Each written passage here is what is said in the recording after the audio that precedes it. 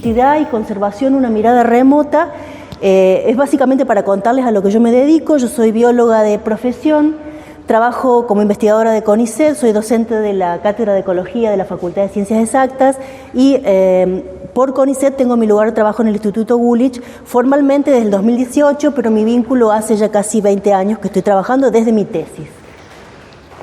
Lo que yo les voy a contar es básicamente lo que empecé haciendo y lo que continuamos haciendo ya ahora como grupo. Empecé en solitario con mi tesis y lo seguimos como grupo, haciendo un poquito de historia. ¿Por qué me gusta hacer historia? Para saber de dónde venimos, porque asumimos ahora que todo lo que vemos es así, nos parece obvio, pero no siempre fue así. Y una cosa que motivó, digamos, el uso o la consideración de la heterogeneidad espacial y el uso de las imágenes y hablar de escalas, fue ese cambio de paradigma que empezó, digamos, siendo criticado por este señor, este ecólogo que se llama Ramón Margalef, allá por los 80. Él cuestionaba a sus colegas de la época que decía que todo lo que modelaban, tanto para estudiar la persistencia de las poblaciones de las comunidades, era considerando un espacio homogéneo, solamente consideraban dentro de la escala el tiempo.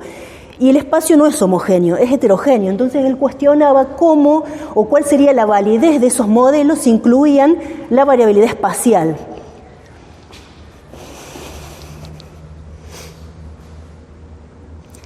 Y cuando hablamos de heterogeneidad, empezamos a hablar de escala, y todos los patrones y procesos que ocurren en ecología son escala dependientes. Entonces, esa variabilidad es importante. Y hacer estudios exhaustivos a escalas pequeñas nos da muy buenas definiciones de cuestiones que ocurren a nivel local, pero nos estamos perdiendo lo que pasa a un nivel más macro. Si nosotros ampliamos nuestro zoom, podemos ver una película, una configuración y relaciones que a escalas pequeñas no vemos. Todas estas cosas comenzaron a cobrar, digamos, más relevancia a partir más o menos de los finales de los 70, 80, cuando las imágenes satelitales comienzan a estar disponibles para los estudios ecológicos. Es más o menos en esa época que nace también la biología de la conservación y comienzan a incorporarse todas estas cuestiones en los estudios de conservación. Y nace también lo que se llama hoy la ecología espacial, es decir, cobró tanta importancia el uso del espacio en los estudios de ecología, de conservación, de biodiversidad, que la ecología desarrolló toda una rama dedicada a la ecología espacial, que no solo estudia la configuración de los ambientes y las relaciones y la conectividad de los ambientes y los hábitats, sino que también incorpora el desplazamiento de las especies, las migraciones, los movimientos por las áreas de acción, los territorios en los que se distribuyen, etc. Y llegamos al presente, en donde desde aquel primer uso o hablar de heterogeneidad y de escala, tenemos toda una gama de tecnologías que se dicen disruptivas en la teledetección, porque desde el celular de un ciudadano común hasta las imágenes satelitales que me permiten cubrir una escala regional o una macroescala o un paisaje, sensores montados en aviones, drones que ya me cubren una visión, digamos, espacial a escalas un poco más acotadas, cámaras trampa, hasta la radiotelemetría, que es marcar animales con radiocollares y seguirlos desde el terreno como esa figura, que es lo más antiguo, o desde el satélite como las tecnologías más novedosas, digamos, más nuevas. Y cuando yo estaba haciendo mi tesis, que la hice en hábitat de las dos especies de ñandúes de Argentina, empezaba a leer todas estas cosas. Allá por finales de los 90 salían los artículos, sobre todo del hemisferio norte, que usaban imágenes, que usaban mapas de calidad de hábitat, distribuciones geográficas espacialmente explicitadas. Entonces eso llamó mi atención y decidí incorporar estas tecnologías a mi trabajo de tesis. Y es con esas dos cuestiones, satélites y radiotelemetría, que allá por el año 2005 empieza mi historia con el Gulich. Esta es una foto antigua, digamos, hasta las dos especies de ñandúes que tenemos en Argentina. Yo las estudiaba en los agroecosistemas, que ahí era fácil, tenía el mapa del campo que había en cada lote, perfecto, pero en Patagonia, en el ecotono Monte Estepa, aunque tenía relevamientos de campo, yo no podía saber a macroescala cuál era la cobertura de vegetación. Entonces, usando algunas de las técnicas que contó Jorge al principio, empecé así tímidamente a hacer un mapa de clasificación de vegetación para estimar el uso, la preferencia de hábitat y el área de acción de las especies que yo iba monitoreando. Cuando llega mi trabajo postdoctoral, yo ya estaba completamente compenetrada con el estudio de las imágenes, me encantaba, ya tenía mi lugarcito en el Gulich, no era mi lugar físico formal, pero iba 2 veces por semana o 1 vez por semana en la oficina de los biólogos con Sime y Camilo, y trabajaba, digamos, analizando las imágenes. En este caso, hacer un mapa de cobertura del suelo ya no me servía, porque yo sabía que había en cada cosa, pero si ustedes saben, están familiarizados, esas unidades de vegetación encierran un montón de variabilidad, que con esa clasificación no se ve. Entonces, por esa época, digamos, llega a través de una pasantía, llegan a mis manos las técnicas de textura. La textura son métricas que uno las puede hacer con las bandas crudas del satélite, yo usaba Landsat para esa época, o a través de índices verdes.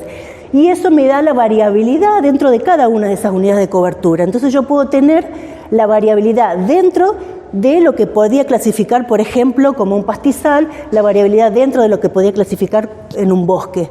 Entonces eso me permitió a mí desarrollar mapas de calidad de hábitat y poder predecir, según los diferentes tipos de colores, cuántos individuos tenía la especie, que en este caso a mí me interesaba estudiar, que es el ñandú, que es una especie que está amenazada en su estado de conservación.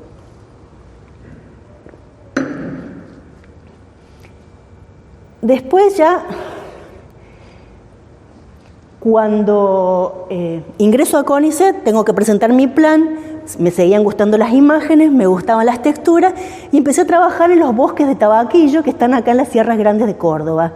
El tabaquillo, el Polylepis australis, es una especie endémica de Sudamérica. Argentina tiene 5 especies y la que tiene una distribución más austral es Polylepis.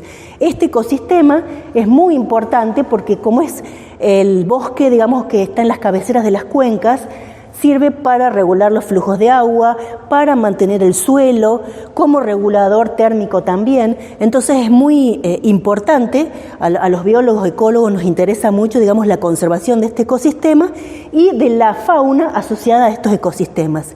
Yo venía trabajando en ñandúes, me pasé a trabajar las comunidades de aves de estos bosques. ¿Qué veía en un principio? Que estos bosques tenían 2 formas fisonómicas diferentes, los bosques verdaderos, los mejores conservados, como vemos arriba a la derecha, y los bosques que ya habían sufrido algún incendio, pastoreo, algún tipo de tala o de degradación, digamos, por uso ganadero. Entonces tenían otra forma de crecimiento. Y mi pregunta era, bueno, no debe ser lo mismo para las aves estar en un bosque o estar en un arbustal. Hasta el momento, y para esta zona de Argentina, no había listas de especies de aves, ni cuál era su diversidad, ni cuál era la abundancia, y si estas formas fisonómicas se relacionaban o no con esa diversidad. Entonces la pregunta era esa, ver cómo esa diferente arquitectura de los bosques afectaba. Y para ese caso utilicé las texturas que me habían ayudado mucho en mi postdoc con los ñandúes y utilicé algunos índices que me daban idea de la distribución espacial de esos bosques en las Sierras Grandes, ¿sí? Para ver la conectividad. Cuando 2 ambientes similares están conectados, permiten a las especies, primero, que simulen parches más grandes y segundo, poder moverse entre esos diferentes parches.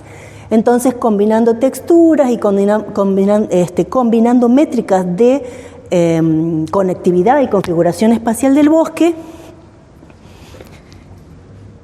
podíamos ver que en realidad las 2 formas de crecimiento no eran lo mismo, los bosques tenían más diversidad de especies que los arbustales, y bueno, y que algunas variables como la erosión, la conectividad y la distancia de los asentamientos humanos eran como los principales predictores, los que explicaban mejor esa diferencia en la riqueza de aves, ¿sí?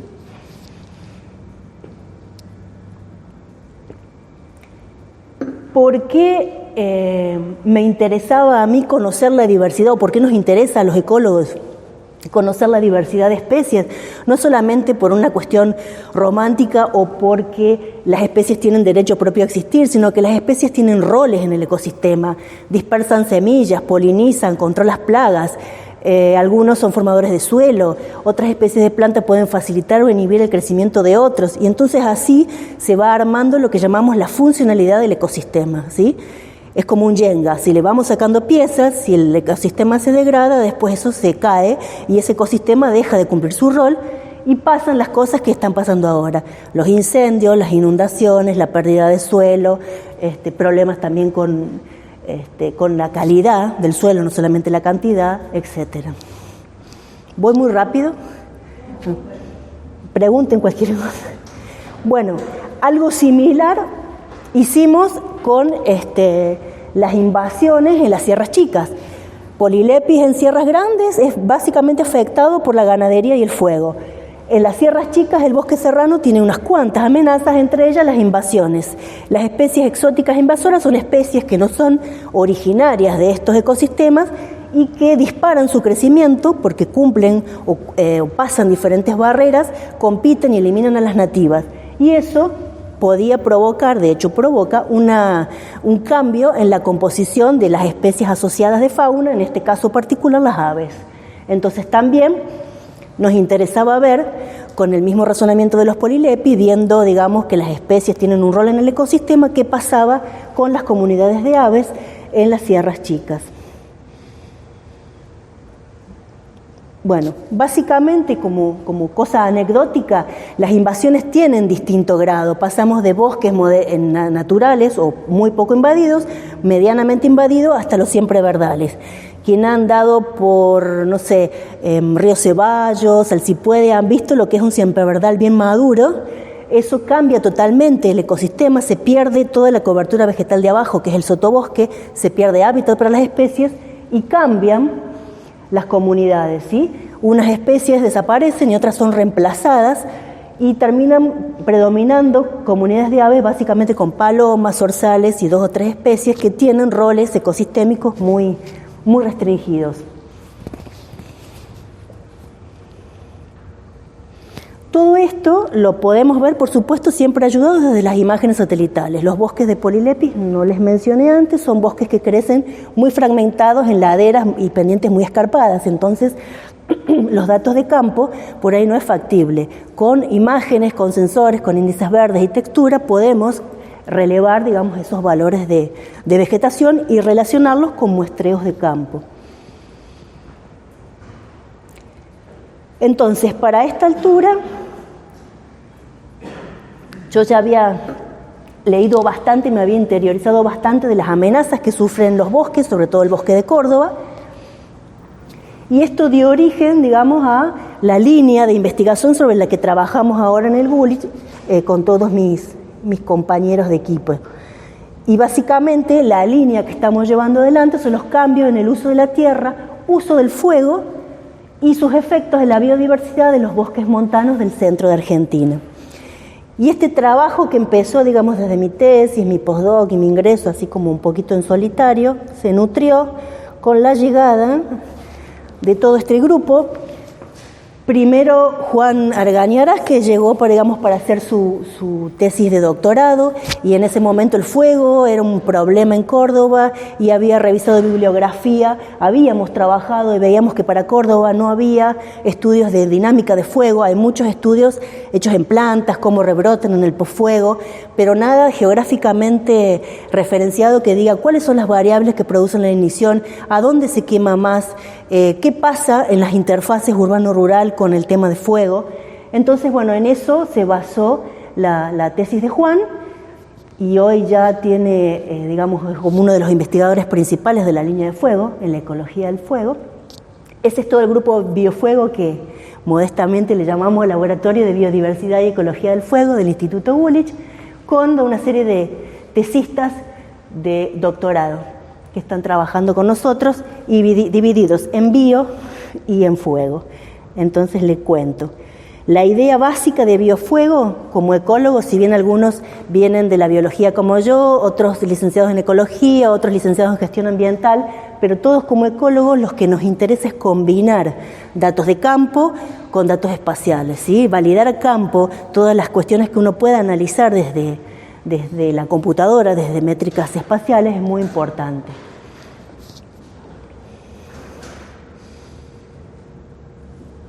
Y básicamente la línea de fuego tiene, digamos, el tema, digamos, de trabajo de investigación de Juan, que son los incendios en las sierras de Córdoba, análisis de los valores humanos y ecológicos amenazados por el fuego.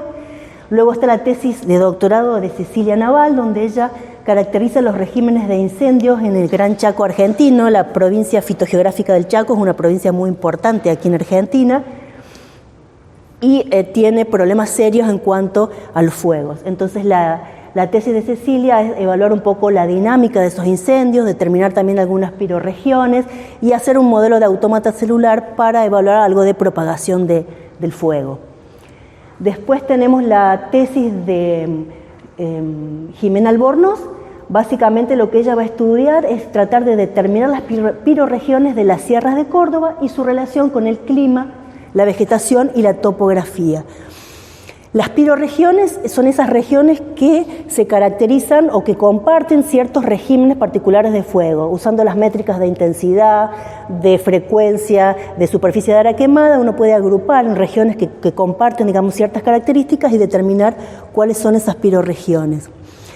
Y Carolina va a trabajar en los determinantes biofísicos y antrópicos de la dinámica del fuego en Tras la Sierra, en las zonas de Villa Dolores, y el componente importante que faltaba, digamos, a Biofuego lo trae Carolina con la parte social, es decir, evaluar la percepción de los pobladores y el rol de los pobladores en estos estudios de dinámica de fuego.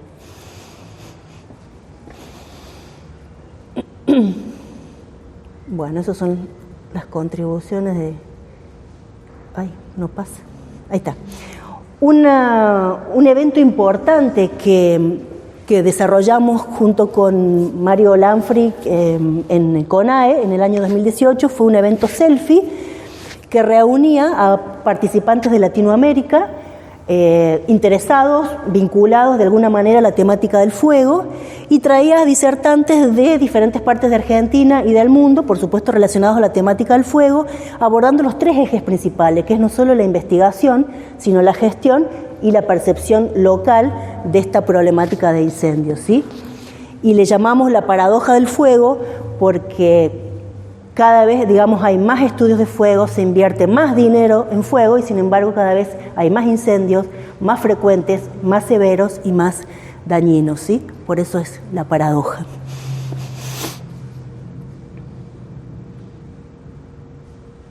Y dentro de lo que es la línea de la biodiversidad, estamos trabajando con 3 tesis doctorales. La tesis de Luna, que estudia los legados ecológicos y escenarios futuros de los cambios, digamos, en el uso de la tierra y su efecto en las comunidades de aves del bosque serrano. Legados ecológicos, es decir, bueno, del presente al pasado, trabajamos 30 años hacia atrás. Los cambios que se produjeron en el bosque serrano, ¿cómo afectaron a las comunidades de aves? ¿Qué especies, le llamamos nosotros, no han pagado su deuda de extinción? Cuando un ambiente cambia, no todas las especies responden de la misma manera. Algunas desaparecen antes y otras que pueden ser más plásticas y hacer, digamos, frente a los cambios en el ambiente no desaparecen enseguida.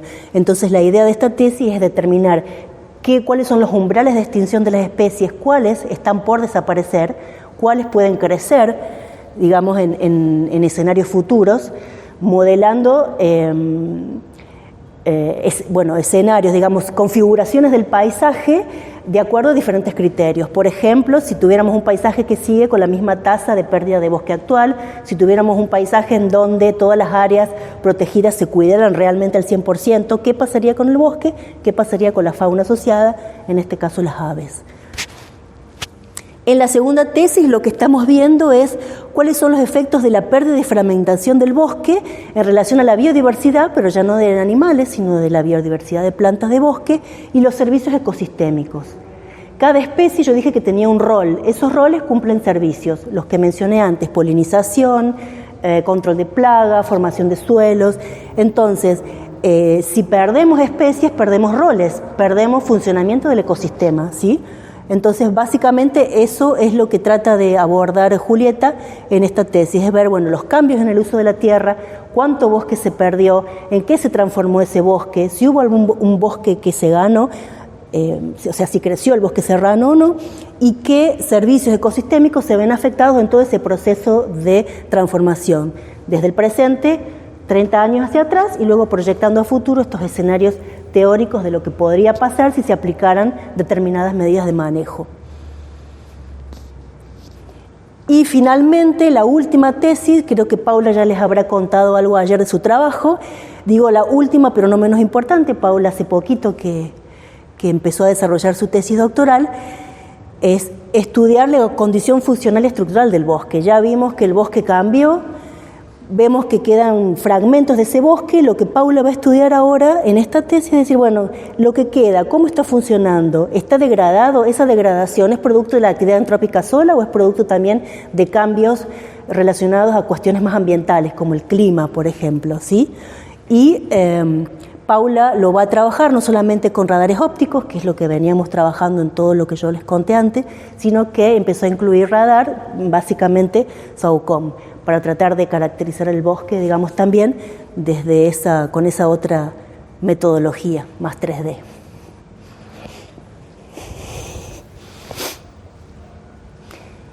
Bueno, y esos son los temas, las tesis y las líneas de investigación que estamos desarrollando actualmente en el Gulich, y para desarrollar todo esto necesitamos plata, y la plata viene a través de subsidios. Entonces contamos ahora con estos subsidios que están, 3 de ellos, digamos, 2 de ellos abocados más a cuestiones de la biodiversidad y los otros 2 más a fuego. Y para desarrollar las otras tesis y las otras cosas que les mostré antes, teníamos también otros subsidios más apuntando a lo que es fuego, digamos. Siempre cuando hacemos ciencia necesitamos subsidios para poder ir al campo, publicar, comprar equipamiento, etcétera. No sé si fui muy rápida, pero bueno, es re tarde, así que creo que, bueno, eso es todo. Muchas gracias.